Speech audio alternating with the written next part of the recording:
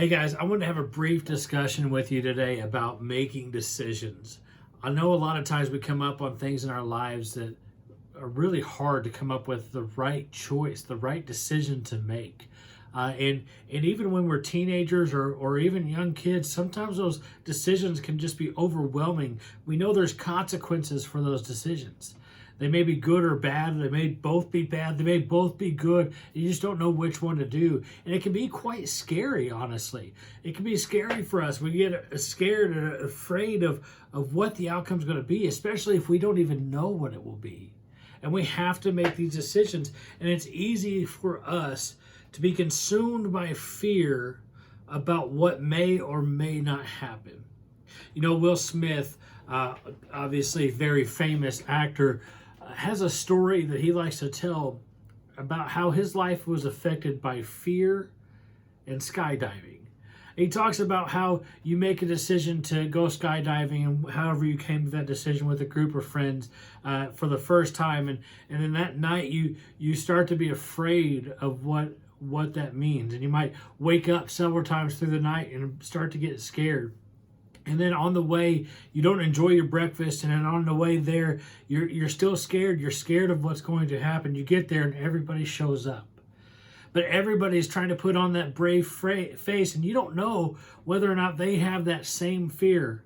And you don't know what they're going through because you all are trying to put on that same brave face. And so you then begin to get prepared and you start to get ready and you get suited up and you get through the instructions and then you get on the plane and you go and you partner up with whoever the professional skydiver is that you're going to be working with.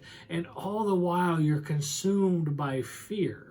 And you then begin to take off in the airplane and you fly up in the air and you're flying with a door open, which just seems insane. You're flying in the air and the plane has a door open. And so you're fearful, and then you get up and you get ready. It's almost time to make this jump and you're standing at the doorway and you're consumed by fear. And then they say we're going to go on 3 and they count and they get to 2 and they push you out is what he says. He says they push you out because everybody grabs a hold on 3. So they push you out on 2 so you can't do that. And then once you get out of the plane and you clear the area and you take notice of what's going on, all your fear is gone and you're filled with bliss. And so it's interesting to see as you go through these different things, he says, all night, the night before, you're fearful. Leading up that morning, you're fearful. Getting there, you're fearful. Getting on the plane, you're fearful. Every step of the way, you're filled with fear, except for the biggest, most dangerous part. The part that you have the most danger is the part that you have the least amount of fear. And I find this interesting because we can look at this and we can understand that the same thing can happen with us in our lives. We are consumed by fear all this time leading up to decisions.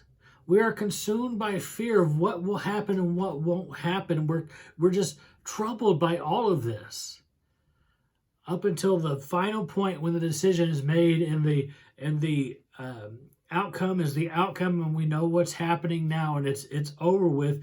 Then the fear tends to go away. With God on our side, we don't have to be afraid of these decisions. We don't have to be afraid of what's going on. Micah 6, chapter 6, verse 8 says, He has shown you, O man, what is good, and what does the Lord require of you, but to do justly, love mercy, and walk humbly with your God. You know, when we go through the steps of making a decision, we can go through the normal process, right? We can make a pros and cons list. We can seek out advice.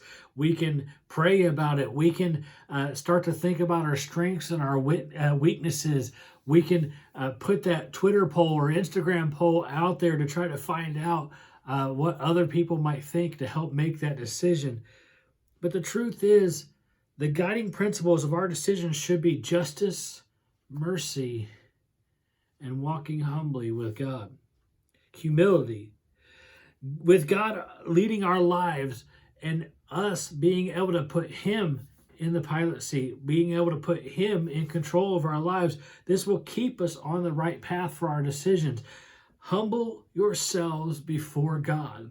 It may seem unfair sometimes to you. It may seem unfair sometimes to other people. But the fact of the matter is, if a decision is made justly, with love and mercy, and with humility before God, the decision will be the right decision.